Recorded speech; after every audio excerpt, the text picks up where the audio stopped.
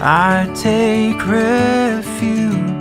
How can you say to my soul, flee like a bird to your mountain? For behold, the wicked bend the bow.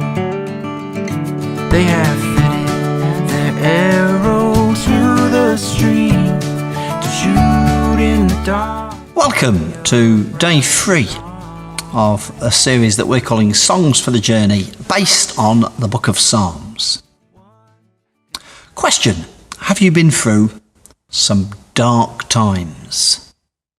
I do not know exactly where the Valley of the Shadow of Death is, but I don't suppose it attracts a lot of tourism. Nevertheless, it is somewhere I think that we may all visit at some point. Whatever amount of faith, kind of faith, or lack of faith we may have, I do not believe it is possible for faith to permanently insulate us from the painful realities of existence. But then perhaps that is not the purpose of faith. In the same way that light is most appreciated and noticeable in darkness, perhaps it is in our most difficult of days that faith becomes most useful, necessary, and real. They do say you know who your friends are in a crisis.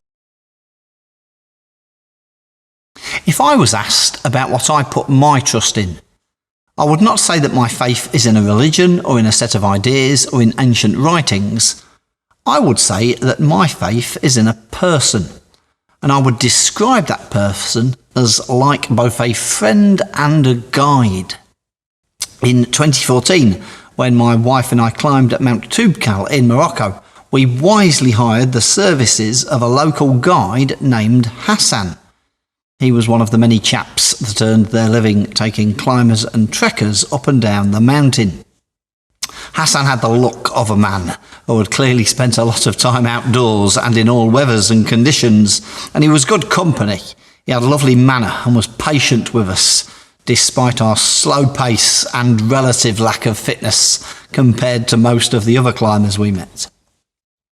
Alongside that, his experience, his knowledge of the terrain, and his local savvy made his presence very reassuring to us. Whilst we were with him, we could feel safe. And by the end of our excursion up the mountain, it almost felt like we had made a new friend. There are some journeys you do not want to take alone. Perhaps life is one of them. Perhaps none of us have to take this journey alone. The author of the famous 23rd Psalm has always been, or often been attributed as King David, who in his earlier days would have walked the Judean hills and mountains as a shepherd, possibly spending quite a bit of time alone. The psalm begins, "The Lord is my shepherd, I lack nothing. He makes me lie down in green pastures. He leads me beside quiet waters. He refreshes my soul. He guides me along the right paths for his name's sake. Even though I walk through the darkest valley, I will fear no evil, for you are with me. Your rod and your staff, they comfort me." Here David portrays God as a shepherd to his flock. One that offers guidance, one that offers provision, one that offers protection. Many of us may feel like we could do with those things. But here also is the idea that we cannot avoid dark valleys.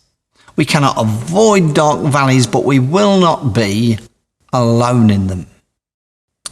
This reminds me somewhat of the lyrics from the classic track "You'll Never Walk Alone," famously performed by Gerry and the Pacemakers, Elvis Presley, Roy Orbison and Marcus Mumford, amongst others. When you walk through a storm, hold your head up high and don't be afraid. of the dark. Walk on with hope in your heart. You'll never walk alone.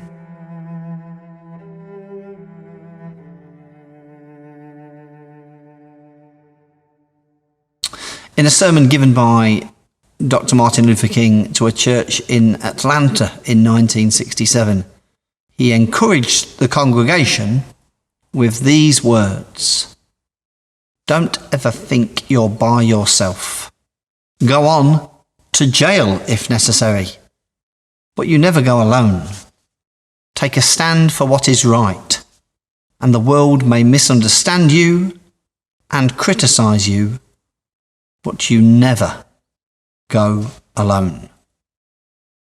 It is my belief that through all that we may go through in life, we need never go alone.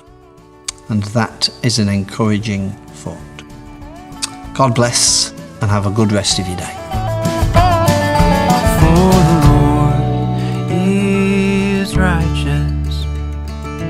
He loves righteous deeds. The upright shall behold his face. For the Lord is righteous. He loves righteous deeds. The upright shall behold his face. For the Lord is righteous. He loves righteous deeds. The upright shall behold his face. The Lord is in his holy temple. The Lord's throne